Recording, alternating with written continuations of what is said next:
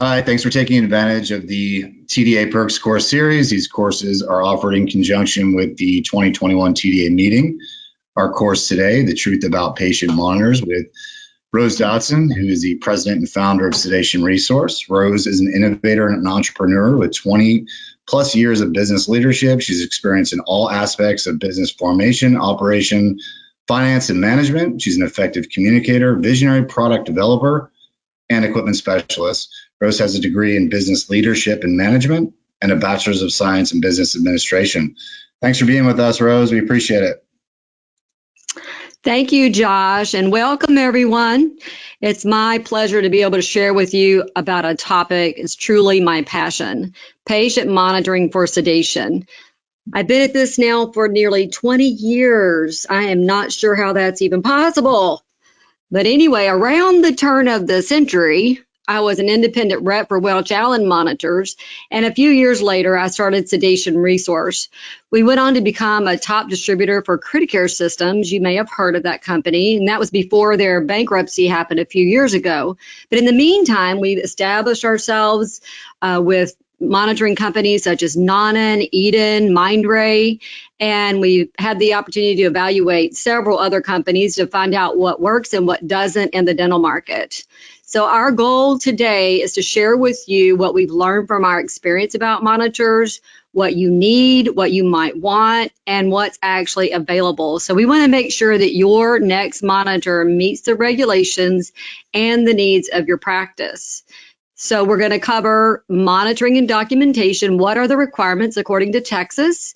We want to talk about what makes the device a monitor, about respiration, which is considered sometimes the missing vital sign or the forgotten vital sign. What's the next level of monitoring? What monitor is available that checks all the boxes? And then, of course, service, which is so important. It is necessary, but it really doesn't have to be evil. And we're going to share with you what we mean by that. So without further ado, let's get right into this and talk about the Texas rules and regulations. I'm sure that many of you have studied over the Texas Administrative Code, Title 22, Part 5, Chapter 110, more than any of us care to talk about. But when it comes to understanding the type of monitor that you should purchase for your sedation practice, there are two factors in the Administrative Code that you've just got to look at. One, which is monitoring. This includes the level of consciousness, oxygenation, ventilation, and circulation. And then there's documentation. You have to look at both sides of this coin in order to make a good decision for your monitor. So this references a written time-oriented record of various vital signs, and we're going to look at both of these to help us determine the type of monitor that you need. So when you start looking at Title 22, Part 5, Chapter 110, it has a rule for each level of sedation. It lays it out in plain English, right? I'm sorry, I couldn't help that little chance of sarcasm there, but in my opinion, any document that has the word legal or regulations in it, is never easy to understand. So this would be a good time for me to go ahead and put my disclaimer out there. I am not a lawyer. I am not a doctor. So nothing that I'm saying in this presentation should be considered legal or clinical advice. So back to the rules. Starting with nitrous at 110.3 through deep sedation 110.6, the Title 22 lays out the rules for each level, and we're going to focus on items 4 and 5 in each one of those rules. Section 4 is about monitoring, and Section 5 is about documentation. So if you're wondering where I've gotten my information, those are direct places that you can go to see where I'm coming from on this. So let's take a look at the different areas that are to be monitored and how this can actually be accomplished. So before we go into any of these things, I want to make sure that it is very, very clear. The very best monitor available cannot be purchased with money. It cannot be purchased. The very best monitor will always be you. It's important to remind yourself and your staff to never lose your sense of awareness, never lose your sense of paying attention to your patient. So as we look at each of these areas and we outline how they can be accomplished, you're going to see that over 50% of these are going to require your senses. So the first one on the list is the level of consciousness. This is simply responsiveness to verbal commands. That's easy. That uses your senses. Hey, Susie, how you feeling? Anything like that, that they can respond. Obviously, they're conscious if they can respond to anything that you ask them. There are pieces of equipment out there that can measure levels of consciousness, but that is way beyond what we need to even be discussing, so we're not even going to go there. Now, when we look at oxygenation, you can use your senses to look at the color of mucosa, the skin, or the blood, and tell how much oxygen is in their system. But there is also a piece of equipment called a pulse oximeter that can measure oxygen saturation. The next one is ventilation. You can observe the chest rise and fall, and you can also use verbal communication. Again, 2 ways to tell if a person is ventilating, if they're breathing. The third way is by listening to breath sounds. And I have this in blue because it's kind of a hybrid. Yes, you can listen with your ear. If you put your ear down, towards a patient's mouth or nose, you can hear them breathing. But there are also devices that you can listen to breath sounds with, and we'll talk about that a little bit more. The fourth thing is end-tidal CO2, which is capnography. And you can use a machine that can measure the level of CO2 that a person is breathing out. And lastly is circulation. This is blood pressure, heart rate, and also an ECG. And circulation is measured with a piece of equipment by taking blood pressure and measuring heart rate. Okay, moving on, let's look at documentation. All levels, including nitrous, must record baseline vital signs in accordance with the rules 108.7 and 108.8. This is verbatim in every one of these rules. So, if you've ever been called in for anything to the board, they want to see a blood pressure, they want to see vital signs. That is part of the documentation of vital signs that must be made. And so this is repeated at every level of sedation. Everyone has to record baseline vital signs. So that is a must. Now, what needs to be documented there are pulse oximetry, heart rate, respiratory rate, and blood pressure. So this is for minimal, moderate, and deep. All of these things do have to be documented. And let me make my disclaimer here. You see the 2 little asterisks there. Level 1, only if nitrous is added to a single drug sedative, then you must use SpO2. So it actually, in terms of the time-oriented record, level 1, and here again, this is the legal jargon, and I'm just going to put it out there, but it says may. So every 10 minutes, you may record. So it comes into standard of care, in my opinion, whether or not you're the doctors that are at your same level of sedation. If they're doing it every 10 minutes and recording it, then legally you probably should consider doing that yourself. But level 2 and 3, it is very plain. You must document every 10 minutes, pulse ox, heart rate, respiratory rate, and blood pressure must be documented every 10 minutes. That's level 2 oral sedation and a level 2 IV sedation.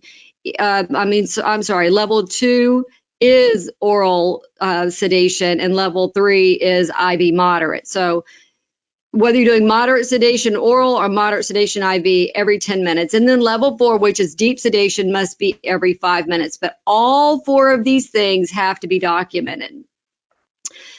So let's move on to talk about what is a monitor.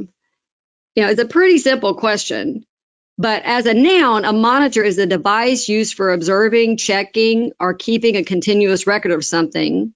And I got these from the Google Dictionary. Usually we'd say Webster, but anyway, the Google Dictionary says this, that it is a device used for observing, checking, or keeping a continuous record of something. And as a verb, it is to watch, check, or observe for a special purpose, but specifically is to warn. So we want to have something that is going to warn us that there is an issue going on. Looking at this next slide, you probably recognize most of these devices, and you probably have a couple of them already in your office. I know the second one there is a temperature device, and you probably used that over the last year more than you care to admit. But the thought might have crossed your mind, hey, I can just get a little automatic blood pressure or semi-automatic blood pressure unit, and I can get a finger pulse oximeter, $49 on Amazon, put those two together, and I'm good to go. I can check off my boxes for what monitoring I need to do. And believe it or not, that little purple device there in the middle, that is a $24 CO2 detector. So, you might be thinking, hey, I can throw that in a drawer and I meet the requirements of having something sitting there ready to use. But not so fast. What I want to point out is that these are diagnostic devices. They are not monitors. This is something that will give you a quick read. It will give you a number. It will give you a value, but it is not actually warning you about anything. It is not giving you the heads up that something is going on. So that brings us to the next point, and that is what makes a device a monitor? What changes these devices to a monitor? Why couldn't I have that finger pulse oximeter, just have it on the patient and look down at it every 10 minutes and write a number? Well, one thing about a monitor is that you want to have audible and visual alarms. So tones and alarms are an absolute must for it to be an actual monitor. Now, maybe you could train your assistant to stare at that little finger pulse oximeter for 30 minutes while you do your case and give you a warning if that drops. But I'm pretty sure you have other things that you'd like for her to be doing besides sounding the alarm if something goes on with that little finger pulse oximeter. So audible and visual alarms, but also you have that SpO2 that changes tone if the pulse ox starts to drop. So I know many of you have already been using a pulse ox for a long time, and you're used to that beep, beep, beep, beep, beep, beep, if something's going south on you. So it's very, very important to have that on a monitor. And then automatic blood pressure. This is something you're going to set for every 10 minutes, and it's going to automatically inflate. So I know there are semi-automatic blood pressure units that you can get at Walgreens or whatever, and you push the button every time you want it to take a blood pressure. That's something you've got to remember. Oh, did we take that blood pressure? Well, you're getting involved with your case that's going on, and maybe you don't think to hit that blood pressure every 10 minutes. So with the automatic blood pressure, you're not having to worry about it. It has the alarm set at certain values so that if there's a change in blood pressure that reaches an alarming limit, then you're going to know. It could be a drop in blood pressure. It could be a rise in blood pressure. And then there is the heart rate alarm. So super important that we know all of these things. So looking at this basic monitor, you may have seen some of these, in other offices, or if you have one of your own. What is the missing component here? We looked at everything that we needed to monitor and everything that we needed to document. And the one thing that is missing is respiration. And I'm getting ahead of myself because I had these cute little check marks to go here. But you can see on this printout, so if you have a monitor that has a printout, you can see there that this just shows the pulse ox, the heart rate, and the blood pressure. It does not have respiration. So that basic monitor is not giving you respiration. So respiration is our missing vital sign that doesn't come up on a basic monitor. Now, there are ways to get respiration besides using a monitor, and we're going to talk about that on the next slide. But when you do your anesthesia record or your sedation record, these are all things that you're going to need to show. Now, whether you print it out with a printer that's on your monitor, scan it, put it into your patient's record, make a new copy of it, whatever you do, the wording is you need a time-oriented written record of your sedation. So it's just important to know how you're going to get that. So respiration, it actually has been termed the forgotten vital sign. When I was doing all of my research for this webinar, I saw several articles in there talking about respiration as the forgotten vital sign. the British Journal of Nursing back in April of 2019 published an article about the importance of respiration rate. And I just want to read you what they said here. Changes and anomalies in respiration rate are not simply associated with respiratory conditions. They are a good indicator that a patient is struggling to maintain the body's internal environment. Well, they use the word homeostatic control, but it means the body's internal environment. Respiratory rate is an early, extremely good indicator of a physiological condition such as hypoxia or hypercapnia and any metabolic respiratory acidosis. So it's super important. So don't just say, oh, well, they just want me to write a number in there. I'm just going to write a number. The average is 13 breaths a minute. I'm just going to write it in. It's super important that you understand what you're documenting and why. So on a monitor, you're basically counting the number of breaths per minute. So you can listen for 30 seconds and multiply that by 2. That will give you your number. But you'll see RR for respiration rate. You might see BRM, which stands for breath rate per minute. And then there's a term AWRR, which is airway respiration rate. You can count this by chest rise and fall. And if you're using nitrous, you can watch the bag on your nitrous machine and look at that for 30 seconds and count the rate. Again, count it for 30 seconds and multiply by 2. Whatever method you choose to measure respiratory rate, you just need to do it. Don't chalk it up. It's just a number on a page. Then there's listening to breath sounds. Again, that's where you're going to listen to them for 30 seconds, multiply it by 2. You can also get respiration rate from an ECG and capnography. So I want to explain a little bit more to you about that because there is a misunderstanding about getting ECG or EKG when you have that on your machine or getting respiration rate from a monitor. So you may look and you go to buy a monitor and you see, oh, well, this monitor has respiration rate on it, but it also has ECG, so I can just turn the ECG off. Well, let me tell you about electronic measuring of respiration rate.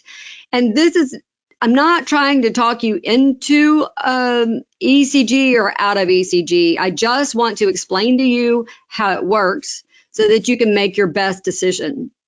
So when it comes to ECG or EKG, your words and I use ECG a lot, but EKG is what the word is in the Texas rule. So I will use EKG. They mean the exact same thing. So when you buy a monitor that says respiration rate on it, it's actually measuring that respiration rate from the thoracic impedance. So what that means is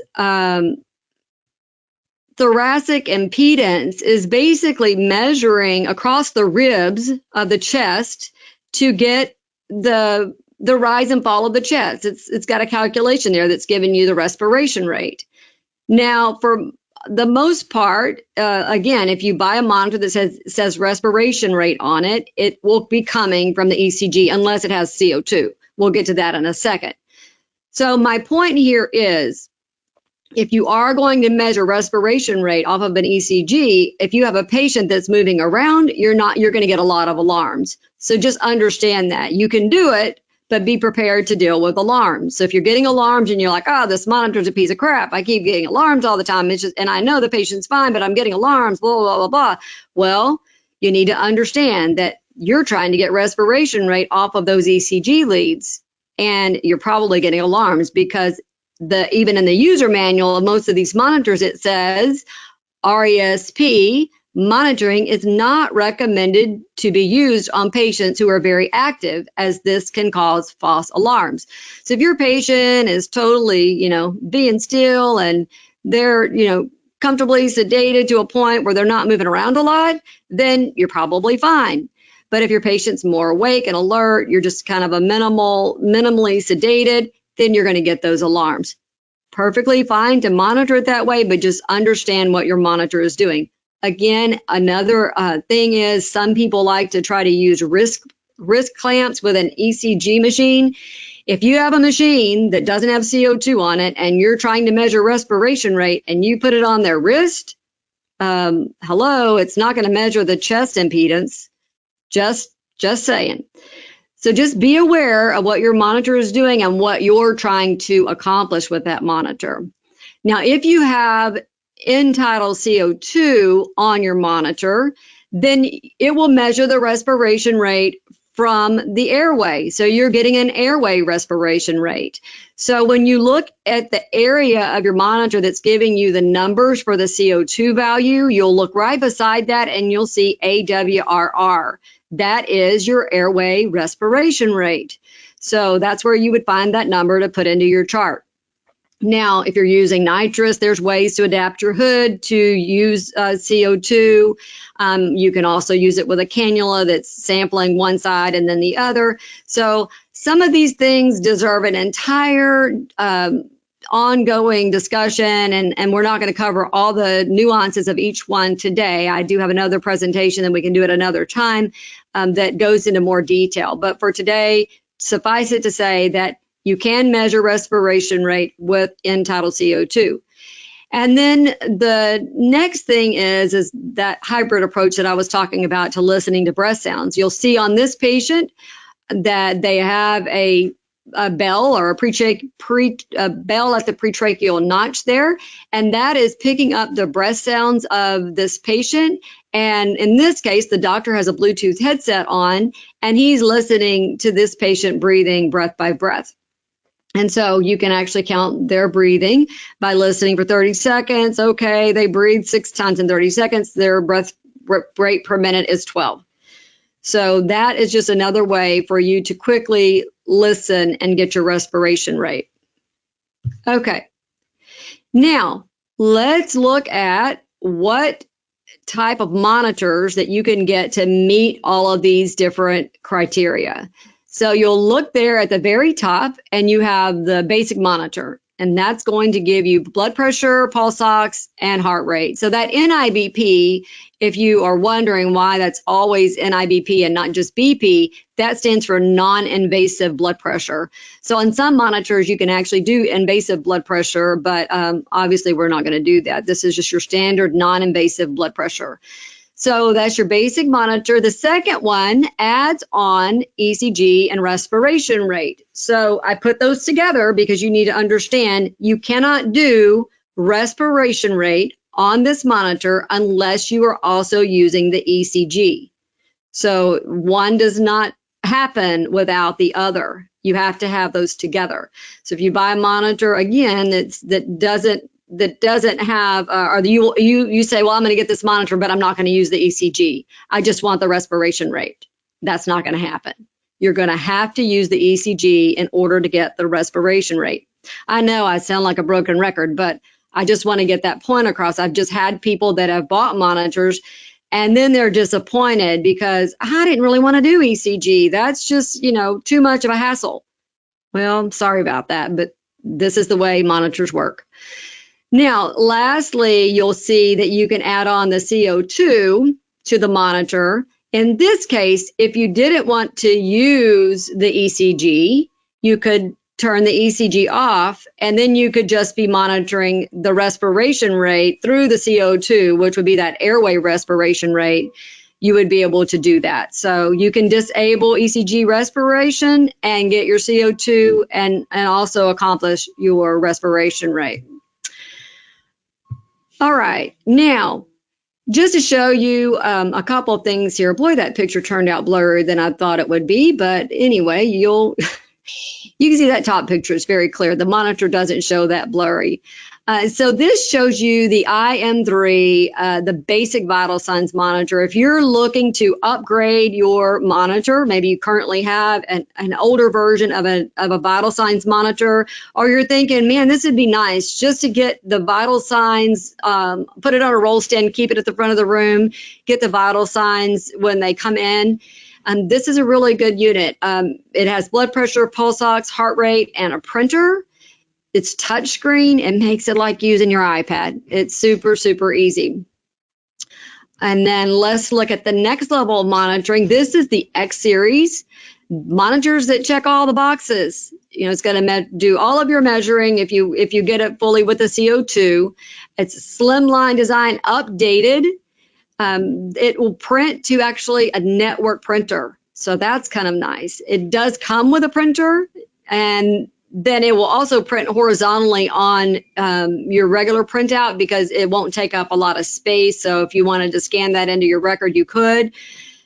User-friendly touchscreen.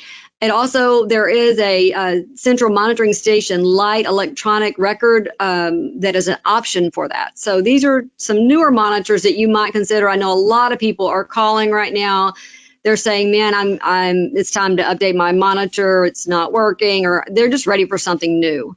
This is the latest and the greatest. And guess what? You guys get some pretty dang special pricing for your TDA perks discount. So be sure and ask about that if you call or you go online.